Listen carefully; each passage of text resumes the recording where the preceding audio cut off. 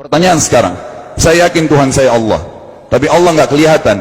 Ada alasan tak kenapa Allah nggak kelihatan? Ada alasannya. Anda tanamkan baik-baik, ini masalah akidah yang paling penting. Kata Nabi, itu disebutkan dalam banyak riwayat, bahwasanya nabi-nabi pun belum pernah ada nabi yang lihat Allah, termasuk Nabi Muhammad SAW. Kita ambil dalilnya dalam hadis Bukhari. Waktu Nabi SAW pulang dari Isra Mi'raj, jemaah sekalian, Aisyah bertanya radhiyallahu anha, berkata, istri beliau, ya Rasulullah, hal tara rabbak, apakah anda waktu Mi'raj ke langit, terima perintah sholat, sempat lihat Tuhan anda enggak? Lihat enggak Allah itu bagaimana? Apa jawaban Nabi SAW? Nurun ala nur anna arah. Allah itu cahaya, di atas cahaya, terang sekali, bagaimana saya bisa melihatnya? Artinya Nabi SAW mengatakan, saya sendiri belum pernah lihat bagaimana itu Allah. Contoh sebelumnya Nabi Musa alaihissalam. Nabi Musa waktu menerima wahyu Taurat, itu selama 40 hari, turun Taurat lengkap. Al-Quran 23 tahun baru lengkap. Kalau Taurat 40 hari, nunggu di gunung Tursina. Tursina sebuah wilayah di Mesir sekarang. Itu banyak gunung-gunung batu, ada satu gunung batu yang tinggi, Nabi Musa nunggu di situ. Setiap hari Jibril datang turunin surah, turunin ayat gitu. Setelah berlalu 37 hari dari 40 hari menunggu Taurat turun, Nabi Musa AS tiba-tiba bertanya kepada Allah, mengatakan begini dalam Al-Quran, A'udzu billahi minasyaitonir rajim, Rabbi arini anzur ilaik. Wahai Tuhanku, izinkan aku melihatmu. Aku beriman kau ada ya Allah, tapi aku ingin lihat kau bagaimana. Allah menjawab, tidak mau mengecewakan Nabi Musa. Sebagai manusia Allah mengatakan, lan tarani. Perlu anda tahu dalam bahasa Arab jemaah sekalian, ada 3 kosakata la, tidak yang berarti tidak. Ada la biasa artinya tidak, ada lam dengan mim, lam artinya tidak pernah, ada lam dengan nun, lan artinya tidak akan pernah. Allah mengatakan apa? Lan tarani, kau tidak akan mampu melihat wahai Musa. Tapi Allah nggak mau kecewain Musa. Ternyata Musa selama 37 hari jemaah sekalian kagum-kagum melihat gunung-gunung batu di situ. Pergantian siang malam, burung-burung yang terbang, air yang mengalir di lereng-lereng gunung. Lalu dia mengatakan, Allah mengatakan apa? Walakin unzur ilal jabal, fa in istaqarra makanahu fasawfa tarani.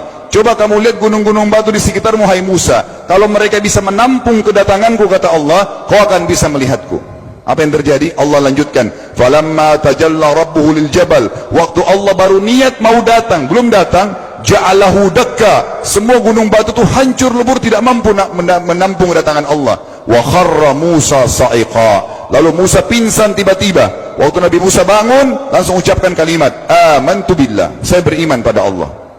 Berarti fakta lapangan, nabi-nabi aja belum pernah lihat Allah. Masih pertanyaan lagi jemaah sekalian, kenapa Allah nggak bisa kelihatan? Saya akan jawab dan tolong ini jadikan sebagai pegangan hidup.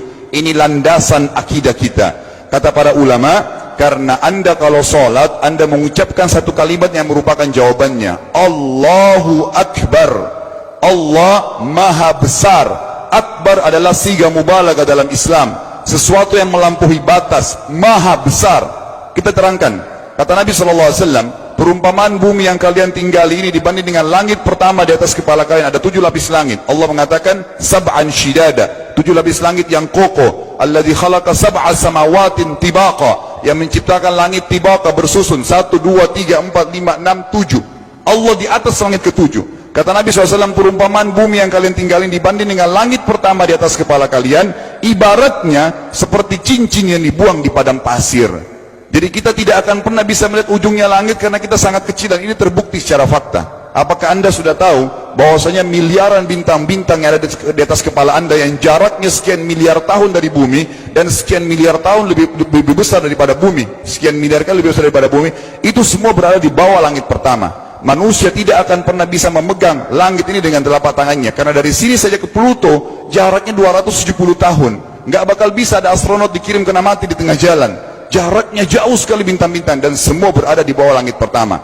Kata Nabi SAW, di atasnya ada langit kedua besarnya, digabung antara bumi sama langit pertama seperti cincin dibuang di padang pasir. Langit ketiga, 2, 1 dan bumi digabung tiga-tiganya, di mana langit ketiga seperti cincin dibuang di padang pasir, sampai langit ke-7, 5, 6, 4, 3, 2, 1 dan bumi 7 juga digabung, dibanding langit ke-7 seperti cincin dibuang di padang pasir. Dan langit yang luas ini jemaah sekalian dipenuhi dengan makhluk Allah yang lain namanya malaikat. Dalam hadis Bukhari kata Nabi SAW, waktu saya sedang dimi'rajkan ke langit, tidak ada 4 jari pun ukuran di langit yang luas itu, kecuali saya temukan malaikat yang sedang ruku atau sujud, penuh dengan jumlah mereka. Anda tahu malaikat itu ada namanya nama kelompok, seperti Rakib, Atid itu kelompok. Di bawah Rakib banyak miliaran malaikat, di bawah Atid miliaran malaikat. Sama dengan Munkar Nakir, ada memang nama kelompok. Makanya kalau manusia 5 miliar, rakib atidnya 10 miliar. Rakib atidnya 10 miliar. Lalu kata Nabi SAW, di atas langit ketujuh ada Sidratil Muntaha. Besarnya digabung antara 7 lapis langit dan bumi. 8 hanya seperti cincin di bawah di padang pasir. Di atas Sidratil Muntaha ada sebuah lautan yang Allah ciptakan. Lautan itu besarnya digabung antara Sidratil Muntaha, 7 lapis langit dan bumi. 9 9-nya seperti cincin dibuang di padang pasir. Makanya kalau anda baca Quran, anda baca ayat wa kana arsyu 'alal ma', singgasana Allah di atas air. Ini maknanya, air adalah ada lautan. Lalu kata Nabi SAW, arsy-nya Allah di atas lautan itu singgasananya Allah. Besarnya digabung antara lautan, Sidratul Muntaha, 7 lapis langit dan bumi. 10-10-nya hanya seperti cincin dibuang di padang pasir. Anda sudah hafal ayat kursi? Apa artinya? Ayat tanda-tanda kebesaran Allah. Kursi itu artinya bukan tempat duduk, tapi tempat pijakan kaki raja di singgasana. Kalau raja ingin naik singgasananya di pijakan kaki, itu namanya kursi. Kita baca apa? Wasi'a kursiyuhu as-samawati wal ard. Pijakan kakinya Allah saja sudah menutupi seluruh langit dan bumi ini. Jadi kita mustahil bisa melihat Allah karena besarnya Allah Azza wa Jal.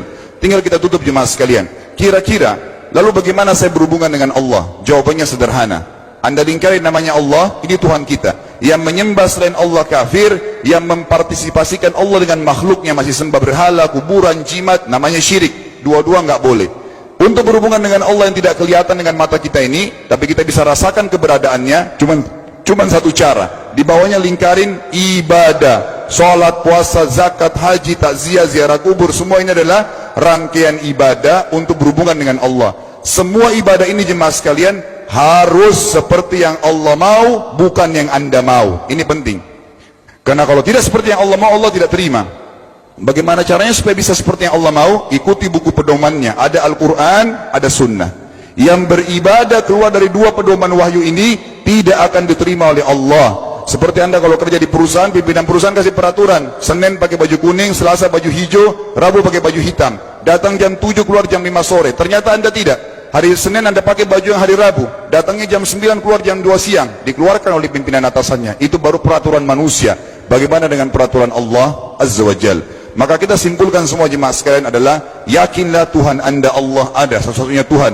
Kalau anda sedang sakit, yang ciptakan anda Allah, yang ciptakan penyakit Allah, yang menciptakan kesembuhannya Allah. Kalau kita sedang musibah sama, kalau kita sudah senang juga sama. Semoga Allah SWT menjadikan kita orang-orang yang senantiasa beriman padanya, dan juga selalu berteguh dalam keimanan tersebut serta mengikuti syariat.